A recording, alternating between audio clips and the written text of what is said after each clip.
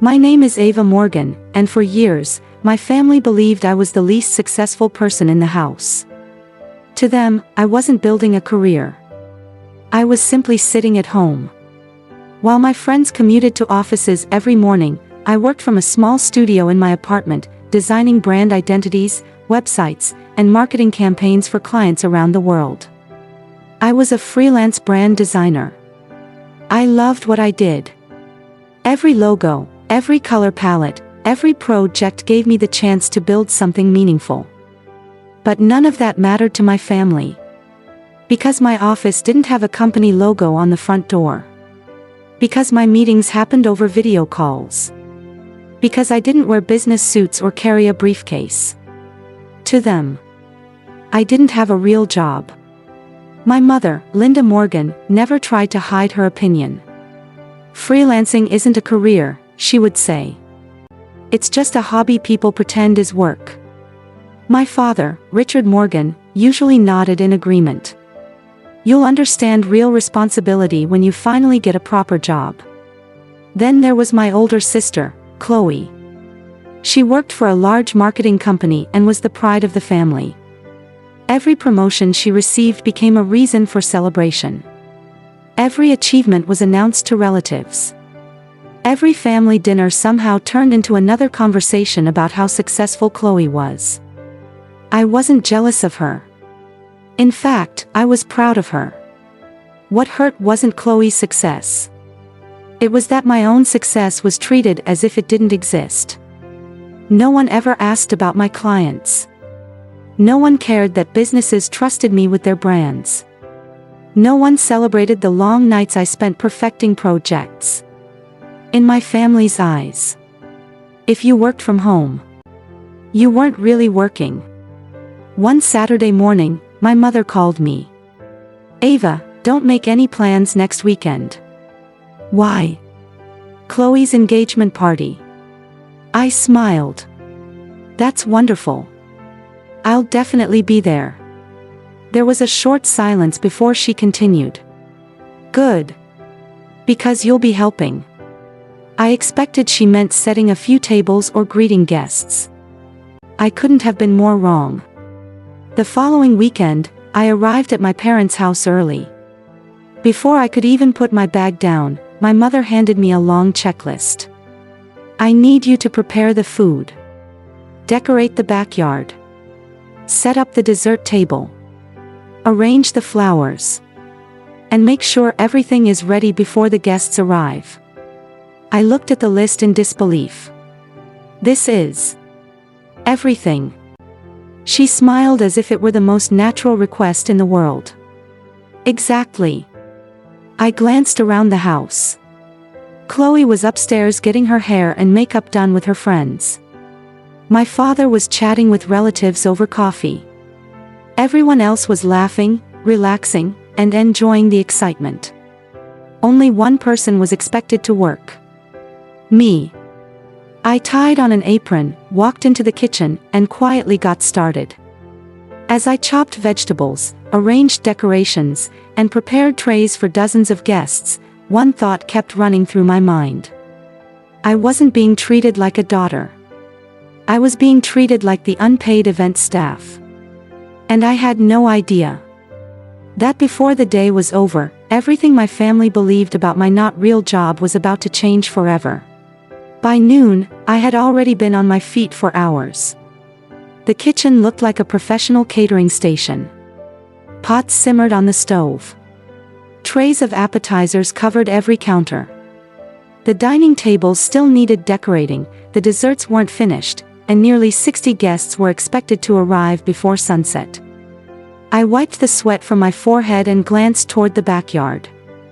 Chloe was laughing with her bridesmaids while a photographer captured engagement photos. My father was relaxing with a cup of coffee, talking with relatives. My mother walked around greeting early guests as if she had planned the entire event herself. Meanwhile, I was running between the kitchen, dining room, and backyard without stopping. I carried heavy serving trays, folded napkins, arranged flowers, checked the decorations. then hurried back into the kitchen to finish preparing dinner. Every time I crossed the living room, another family member handed me something. "Ava, can you refill the drinks?" "Ava, the chairs need moving." "Ava, we're out of ice." "Ava, could you clean this up?" No one asked if I needed help. They simply assumed I would handle everything. After nearly 4 hours without sitting down, my legs were aching. I looked around the crowded house. There were plenty of people standing around chatting. Surely someone could help for just a few minutes. I found my mother arranging flowers near the entrance. "Mom," I said gently, "could someone help me in the kitchen for a little while? There are still dozens of dishes left, and I can't do everything by myself." She looked at me for a second. Then she laughed. Not a quiet laugh. A loud laugh that caught the attention of several nearby relatives. She smiled and said, "You're the only one here without a real job. You have plenty of time. Everyone else has careers. You should be grateful you're able to help." A few relatives chuckled. One of my uncles shook his head. "I still don't understand what a freelance designer actually does." Another guest added, "Working from home isn't the same as having a real career." Someone else laughed. "Maybe this is good practice for when she finally gets an actual job." The room filled with quiet laughter. No one defended me. Not my father. Not Chloe. Not anyone. Chloe glanced at me from across the room. Instead of saying something, she simply shrugged. "Come on, Ava," she said with a smile. "It's just one day. Don't make this about yourself."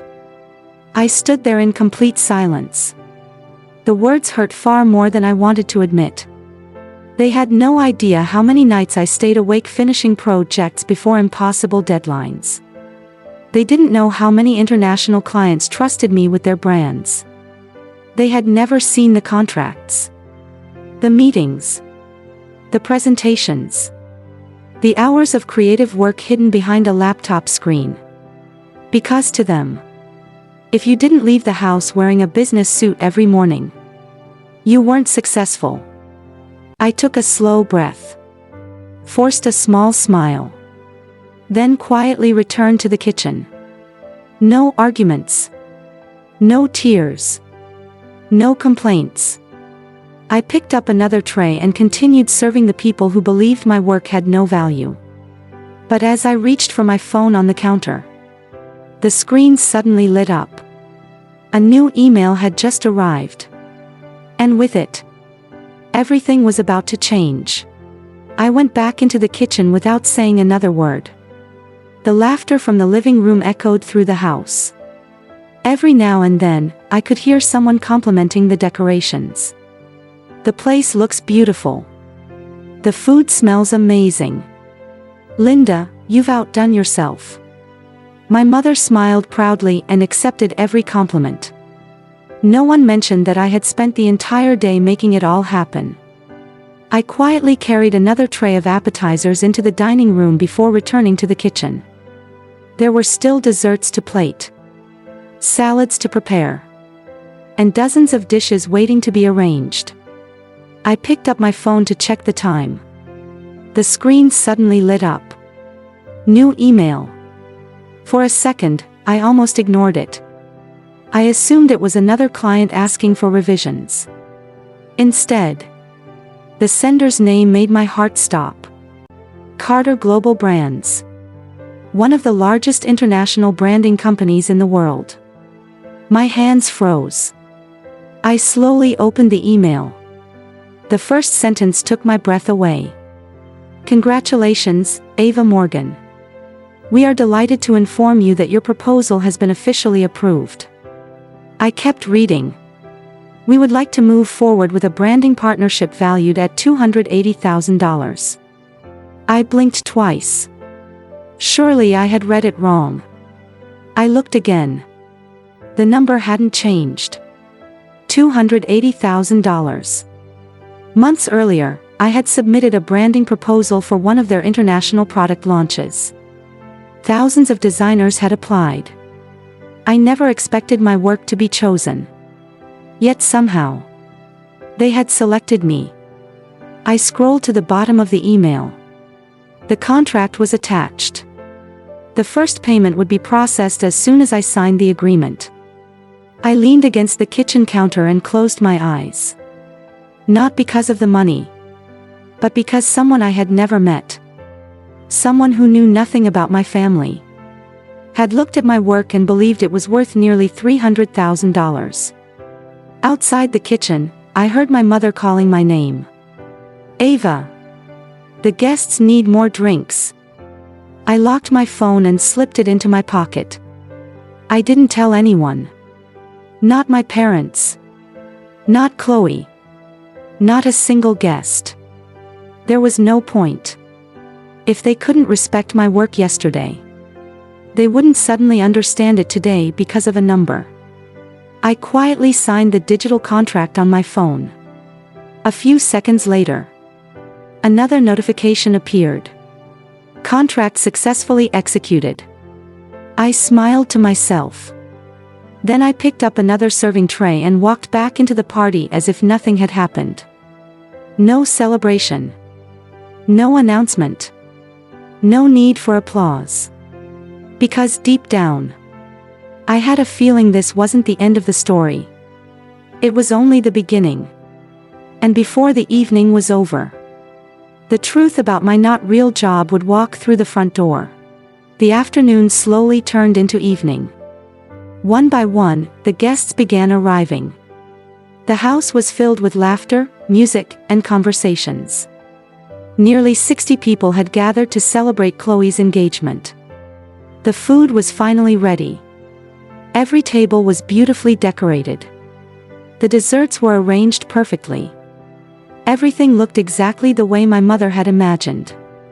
And yet, I hadn't sat down for even 5 minutes. I was still carrying trays from the kitchen to the dining room while everyone else enjoyed the party. Every time I entered the living room, someone stopped me. Ava, could you bring more drinks? We need extra plates. The appetizers are running low.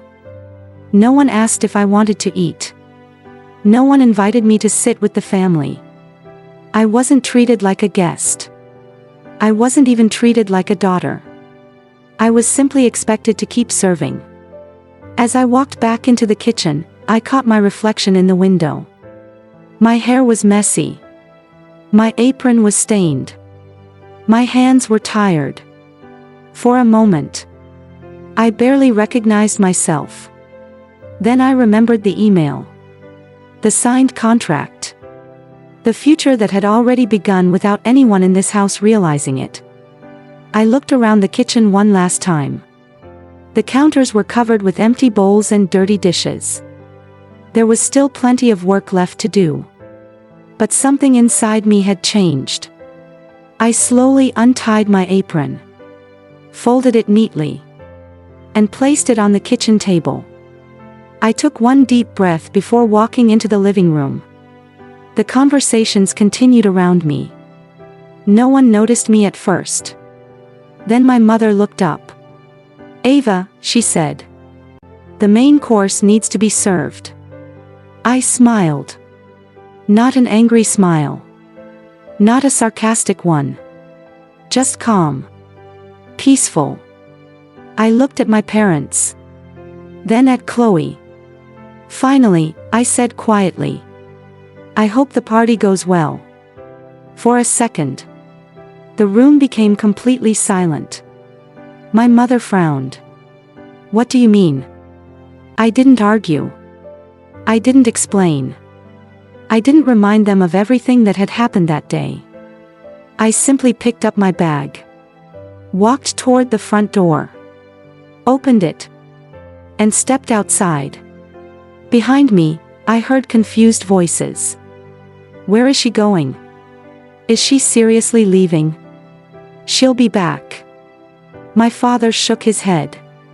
She's just upset. She'll calm down. Chloe rolled her eyes. She always gets emotional. No one worried. No one followed me. They all assumed I had walked away because my feelings were hurt. What they didn't know was that I wasn't leaving because I was angry. I was leaving because I had finally realized something. The people who only value your effort, but never value you, don't deserve another minute of your time. As I started my car and drove away from the house, I felt lighter than I had in years. I had no idea what was happening behind me. But in less than an hour, someone unexpected would walk through my parents' front door. And everything they believed about my not real job would collapse in front of every single guest. Almost an hour after I left, the engagement party was still in full swing. Music echoed through the backyard. Guests laughed over dinner. Glasses clinked as everyone celebrated Chloe and her fiancé. My parents tried to act as though nothing had happened. Whenever someone asked where I was, my mother simply smiled. "Oh, Ava needed some air. I'm sure she'll be back." Inside, however, she was becoming increasingly irritated. The kitchen was no longer running smoothly. Food wasn't being replenished fast enough. Dirty dishes had started piling up. For the first time all day, everyone realized just how much work I had been doing by myself. Then, the front doorbell rang. My father walked over and opened the door. Standing outside was a sharply dressed man in an elegant navy suit. Behind him was a young assistant carrying a leather portfolio. The man smiled politely. "Good evening. My name is Daniel Carter. I hope I'm not interrupting the celebration."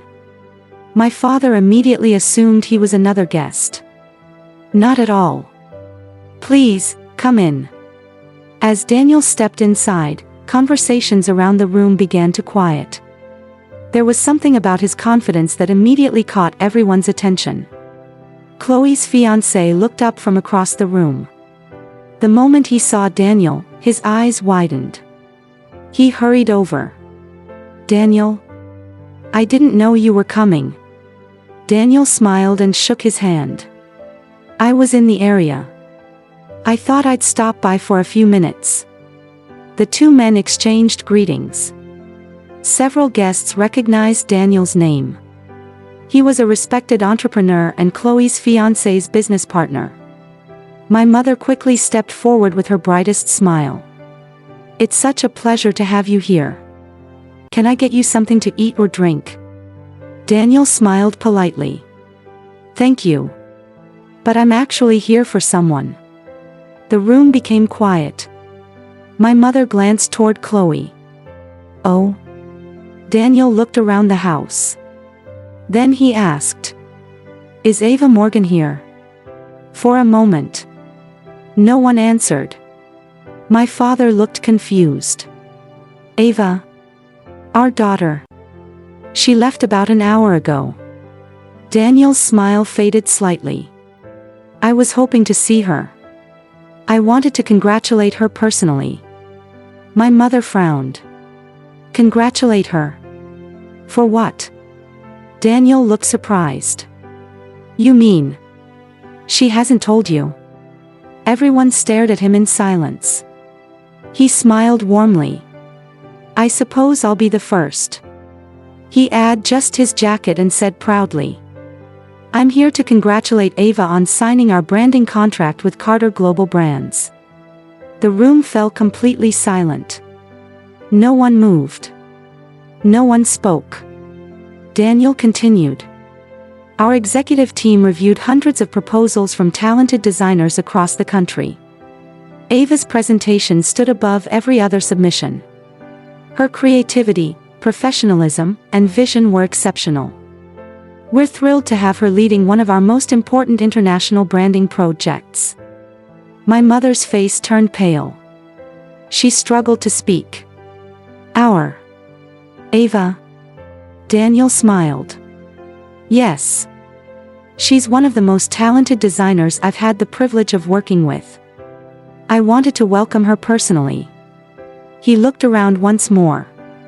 It's a shame I missed her. I was looking forward to shaking her hand.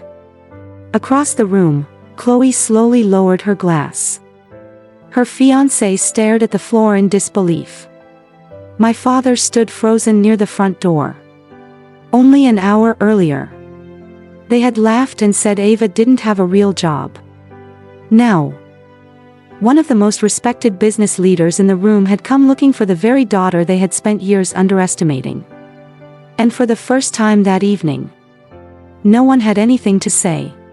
For several long seconds, no one in the room spoke. The music continued softly in the background. Guests held their glasses in silence. Even the laughter that had filled the house all evening had disappeared. My mother looked at Daniel Carter as if she had misunderstood what he had said. "I'm sorry," she asked quietly. "Did you say Ava?" Daniel nodded. "Yes. Ava Morgan. Our new lead brand designer for the Carter Creative Group International campaign." The words seemed to hang in the air. Lead designer. International campaign. Carter Creative Group. Just a few hours earlier, the same people in this room had called my work a hobby. Now, one of the region's most respected business leaders was speaking about my work with admiration. My father cleared his throat. "But Ava works from home." Daniel smiled politely. "So do many of the best creative professionals in the world." He opened the leather portfolio his assistant had been carrying. Inside were printed examples of branding concepts, logo designs, and campaign materials. Several guests leaned forward. Daniel held up one of the presentations. This was Ava's work. The room became even quieter. Our team reviewed hundreds of proposals from agencies and independent designers. We chose Ava because her ideas were exceptional. She understood our vision better than anyone else. One of the guests asked, "So this contract is really that important?" Daniel nodded. "Very important. Ava will be leading a project that will be seen in several countries. That responsibility is not given lightly." Chloe stared at the documents. For the first time all evening, she had nothing to say. Her fiancé looked equally surprised. My mother slowly sat down in a chair. Only an hour earlier, she had laughed and said, "You're the only one here without a real job." Now, those words echoed in her mind. My father looked around the room. Many of the guests who had laughed at me earlier were suddenly silent. Some avoided eye contact. Others looked embarrassed. Daniel continued speaking. "I've worked with many talented people during my career. But Ava has something special. She combines creativity, discipline, and professionalism. That is rare." My mother lowered her eyes. For years, she had measured success by offices, titles, and appearances. She had never looked closely enough to see the work happening right in front of her. The daughter they thought was unemployed. The daughter they asked to cook, clean, and serve 60 guests. Had quietly built a career that earned the respect of people they admired. No arguments. No revenge. No dramatic speeches. Just years of hard work that nobody had bothered to notice. Daniel looked toward the front door. "I wish she were here. I wanted to tell her in person how excited we are to work with her." No one answered. Because everyone in that room understood the same thing. Ava hadn't left because she was emotional. She had left because she finally realized her worth. And for the first time, her family realized it too. I had been driving for nearly 40 minutes when I stopped at a quiet cafe overlooking the river. For the first time that day, everything was peaceful. No shouting. No demands. No one telling me what I should be doing. I ordered a cup of coffee and sat by the window. As I looked outside, my phone began to vibrate. Chloe calling. I stared at the screen for a few seconds before answering. "Hello?" All I heard was heavy breathing. Then Chloe spoke. Her voice was shaking. Ava. What just happened? I remained calm. What do you mean? She took another breath. Who did you just sign with? There was panic in her voice now. Mom just met him. She's in complete shock. I didn't say anything. Chloe continued. Daniel Carter came to the house. He said you're leading one of Carter Creative Group's biggest international branding projects. Everyone heard him. The whole room went silent. I quietly stirred my coffee. I know. She sounded completely confused. You knew? Why didn't you tell us? I smiled softly. Because no one ever asked. Silence filled the call. For years, they had decided my career wasn't worth talking about. Now, they suddenly wanted every detail. Chloe's voice became quieter. Did you invite Daniel here? I answered honestly. No. I didn't invite him. He came because of my work. Another long silence. In the background, I could hear people talking anxiously. My mother's voice echoed through the phone. She sounded upset. My father was asking someone questions.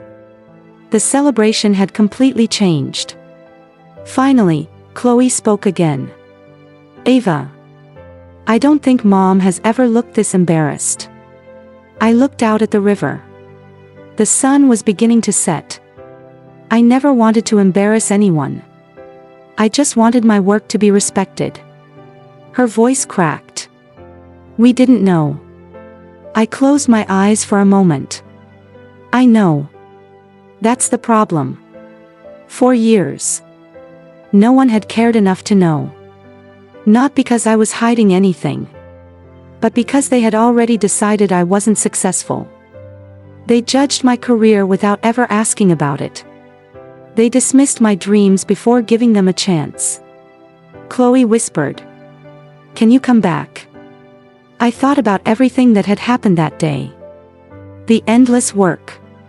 The laughter. The humiliation. My mother's words. You're the only one without a real job. Then I answered calmly. Not tonight.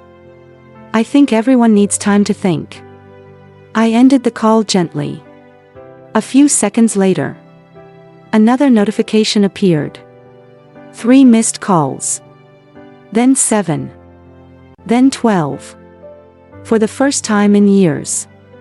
My family wasn't calling because they needed something from me. They were calling because they had finally realized who I had become. And this time, I wasn't in a hurry to answer. 3 days passed. I buried myself in work. My apartment had become a completely different place than my parents' house. There were no insults. No comparisons. No one questioning whether my career was real. Only silence. And the projects I had spent years building. On the 3rd afternoon, my doorbell rang. I wasn't expecting anyone. When I opened the door, my mother and father were standing there. For a moment, none of us spoke. My mother looked exhausted. The confidence she had carried at Chloe's engagement party was gone. My father held a small box of pastries. Something he always brought whenever he didn't know what else to say. Ava. My mother finally whispered. Can we come in? I stepped aside. Of course. They sat quietly in my living room. For the first time in years, they looked uncomfortable in my home. My mother glanced around the apartment. She noticed the framed design awards on the wall. The client certificates. The sketches covering my desk. The workspace she had always called just a hobby. She lowered her eyes. I never realized. This is your office. I smiled politely. Yes. It always has been. Another long silence followed. Finally, my father spoke. We owe you an apology. We judged you without ever trying to understand what you actually did." My mother nodded. "When Daniel Carter spoke about you, I realized how wrong I was." She looked directly at me. "Ava, you've become incredibly successful. We're so proud of you." I listened quietly. Those words should have made me happy. For years, I had dreamed of hearing them. But something felt different now. I looked at my mother and asked gently, "Would you still be proud of me if Daniel had never come to the party?" Neither of them answered. The silence told me everything. They weren't here because they had suddenly discovered my worth. They were here because someone important had confirmed it for them. For years, my work had been exactly the same. My dedication had been exactly the same. The only thing that had changed was that a successful businessman had praised me. I smiled kindly. "I appreciate your apology. I really do. But success didn't change who I am. I was the same daughter last week. The same daughter who cooked for 60 guests. The same daughter you said didn't have a real job." Tears filled my mother's eyes. "We know. And we're ashamed of ourselves." I believed she was sincere. But I also understood something that had taken me years to learn. Respect can't be forced. And it shouldn't depend on a paycheck, a job title, or the size of a contract. Real respect is given because of who someone is, not because the world finally notices their success. I looked at my parents and smiled gently. "I don't need you to admire my career.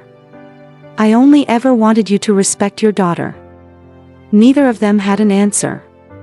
Because deep down, they finally understood the difference. 6 months later, my life looked completely different. The international branding campaign had been a success. What began as a single opportunity turned into several more. New clients came through referrals. Companies I had once dreamed of working with were now reaching out to me. For the first time in my career, I no longer had to wonder where the next project would come from. Daniel Carter kept his promise. After seeing the results of our first campaign, he offered me a permanent leadership role at Carter Creative Group. This time, I accepted. Walking into my new office on my first day felt surreal. Not because I needed an office to prove my career was real, but because every step I had taken alone had led me there. The little home workspace where I had spent countless nights designing, learning, and doubting myself would always have a special place in my heart. It was where my dream had quietly begun. A few months later, I achieved another goal I had postponed for years. I bought my own apartment. It wasn't the biggest apartment in the city. It didn't need to be. Every room represented something far more valuable than luxury. Freedom. Peace. Self-respect. For the first time, I lived in a place where no one questioned my dreams. Where no one laughed at my work. Where success wasn't measured by someone else's opinion. My relationship with my family slowly improved. We met for birthdays, holiday dinners, occasional weekend lunches. But things were different now. Not because they had changed overnight, but because I had. I no longer tried to earn their approval. I no longer felt responsible for making everyone happy at my own expense. When they respected my time, I gladly spent time with them. When they crossed my boundaries, I politely said no. And this time, they listened. Because they finally understood that love without respect cannot survive. One evening, my mother quietly apologized again. Not for embarrassing me at Chloe's engagement party, but for the years she had failed to see me. I squeezed her hand and smiled. We can't change the past, but we can choose to do better tomorrow. That was enough. I never wanted revenge. I never wanted anyone to feel humiliated. I only wanted the dignity that every son and daughter deserves. Looking back, I realized something important. The greatest promotion I ever received wasn't a new title. It wasn't a larger paycheck. And it certainly wasn't a beautiful office. The real promotion was finally recognizing my own worth. Long before anyone else did. Because in the end, the people who value you only after your success never truly valued you in the beginning. If this story touched your heart, don't forget to subscribe to Quiet Karma Stories for more emotional family dramas, inspiring life lessons, and unforgettable endings.